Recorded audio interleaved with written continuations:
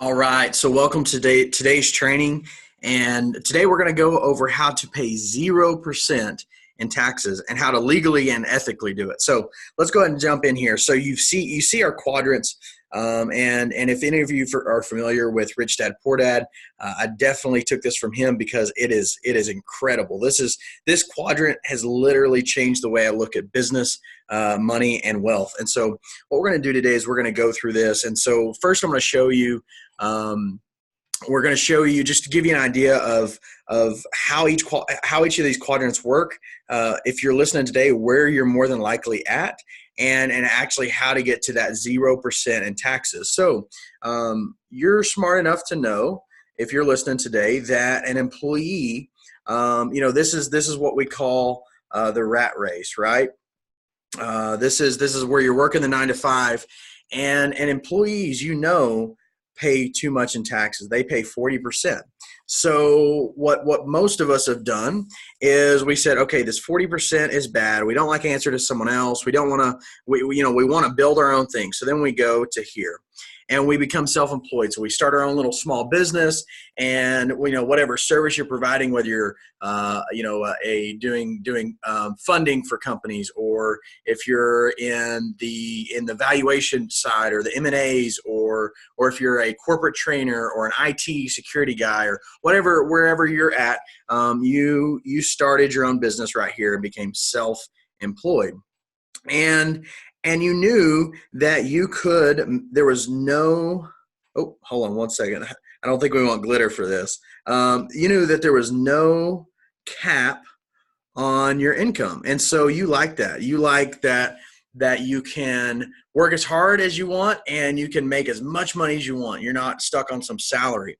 But what a lot of people don't realize is that when you become self-employed, your taxes actually go from 40 to 60%. And so a lot of people realize that they become self-employed and they're making maybe double what they used to make, but they have even less money than they had before as an employee. And so a lot of people, so we do not want to get trapped here. This is the hardest place. Actually, most times it's actually easier to go back and be an employee. And a lot of people do, because this is hard, right? You've got self-employed is the hardest quadrant to live in. And that's where so many people unknowingly stay, and it's just it's harmful. So what we want to do is we want to move. So my services and what I do is designed on moving from self-employed people to business owners. So, well, you might say, okay, well, I own a business. Well, that's true. But see, a business owner and a true business can run without you. And that's where you go from being self-employed to a business owner. And also, it is independent of you, right? So this is where as you become a business owner, in the eyes of the laws and the IRS, this business is separate from you, the person. And so that's critical. So when we become a business owner, we can actually get these taxes down to 20%. And we like that, right? So we start at 40, then we go to 60, and then we go to 20, and we like that.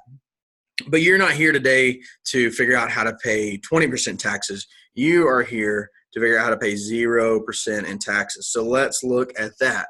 So how we pay 0% in taxes is we move our money and our operations into the investor quadrant.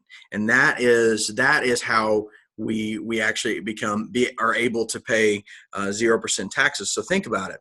Amazon, Donald Trump, Warren, my boy Warren B. They all live here. Grant Cardone.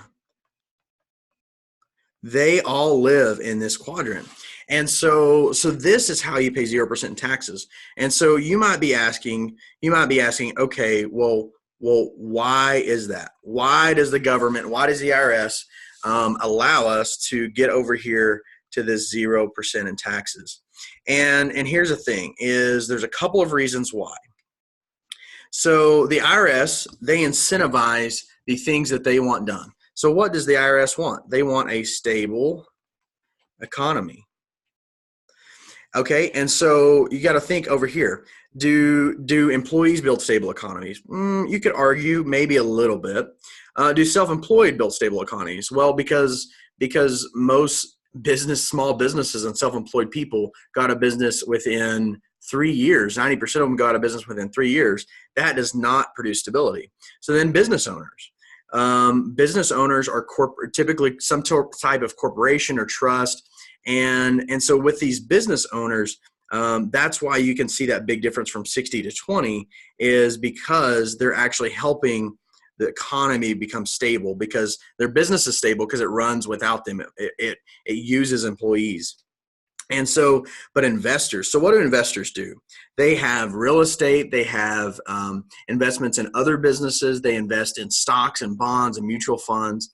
And so that's why the IRS allows investors to pay 0% taxes because the employee, the self-employed, and the business owner all depend on this investor because without this investor, none of these guys, the other three quadrants would literally fall apart. And so that's why you can actually pay 0% of taxes. So let's look at an example, and I'm just going to show you how this worked in my life. So I'm going to scroll down here. I'm going to make us a new quadrant. So this is our employee, self-employed, business owner, and investor. So an employee, I got my first job out of college, and so I got my first job out of college, and I had a $40,000 salary. Okay, and I paid, on that $40,000, I paid about 40% in taxes. And I said, well, that's not cool. I want to actually, my goal, this is funny. My goal when I became self-employed is I wanted to make 100,000. That's funny to look back at now. So I made that 100,000 and I thought I was doing good, but then I got hit with 60%. I said, oh man, this sucks. And I remember I thought about going back here. I was like, well, if I'm just going to do this, then maybe I'd just be better off going back here. But, then I went a little further and I made this jump, and this is the most important thing you can do in your business is I made this jump from self-employed to a business owner, right? So I restructured the company. I redesigned expenses. That's probably not spelled right. I redesigned my expenses. And so what happened is I brought my taxes down to, what number was that earlier? Let's look back just in case you forgot, 20%. So I got that down to 20%. I felt rich and I loved it. And so what happened is going from 60 to 20%, I was able to take $30,000. So I took a $30,000 of cash, right? That I'd saved going from the 60 to the 20. I took that 30,000 of cash and I put it in a multi-family real estate. Okay. And so I put it in multifamily real estate. And now what's interesting is off of this multifamily real estate. So this is how it worked for me. I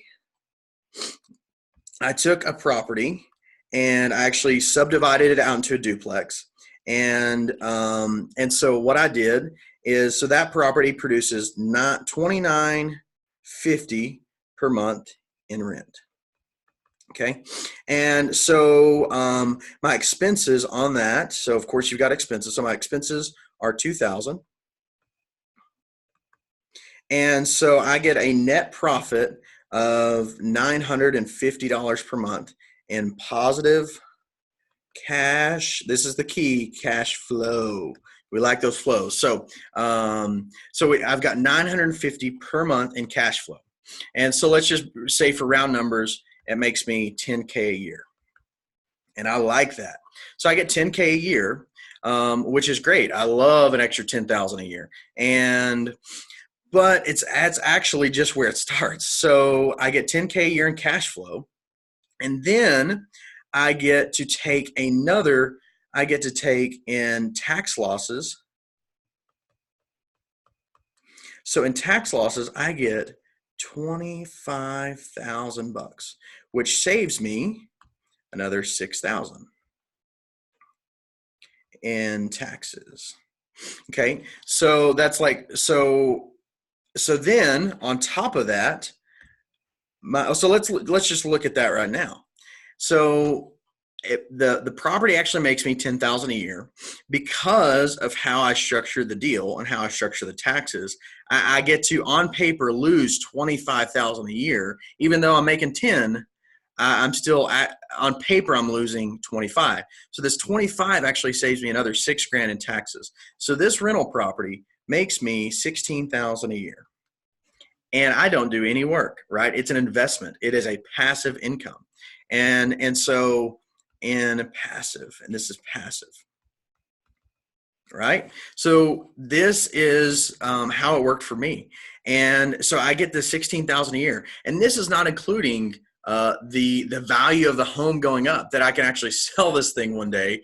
And you know, the place I live in is one of the highest appreciating regions in the nation. And so this is just worst case scenario. This 16,000 is just bare minimum. And so it only gets better from there. But I could not do this. I could not do this if I didn't move first from self-employed to the business owner, and then from business owner to investor. And so that is how you pay 0% in taxes, and that's how it actually makes you money. So, you know, there's a couple parts to that. There is the mindset. So to actually get here, it didn't just happen overnight, and it damn sure wasn't easy. So there was 3 things that I had to focus on, right? This is the 3 M's of money: mechanics, mind, set, and mentor. And so these 3 things are how you actually go from this is how you actually get to this investor quadrant. So the mechanics, you know, there's several things that I had to do, right? I had to change my corporate structure. I had to record expenses differently. I had to learn how to find a good real estate investment. I had to learn how to invest the money. I had to learn how to, all these things, right? So that was the mechanics. The mindset part was actually the most important part. And because the mechanics are pretty easy to learn, the mindset that I really had to adopt was that I'm not going to let my income depend on how much or how hard that I work. And so this was just a shift in mindset, because I grew up so poor. I mean, when I was a kid, my mom was in ministry, my dad was a disabled veteran, and we had no money. And I remember literally taking a shower out of a milk jug full of water because our water got turned off. And so for me, this area right here, this mindset, that's where the power happened, because I had such a scarcity mentality that 10 years ago, I would have taking $35,000 or $30,000 that I worked so hard for to put in an investment would have scared me to death. But I knew to be able to get to this quadrant where I pay 0 in taxes and where I live the passive lifestyle, I knew I had to overcome that fear. And so that's how I did it. And then, of course, we have to have a mentor. We have to have mentors. We have to have, you know, I had one of my best friends that is an architect and has 10 rental properties. He helped me. One of my other mentors is a commercial real estate guy in Denver. He helped me put the deal together.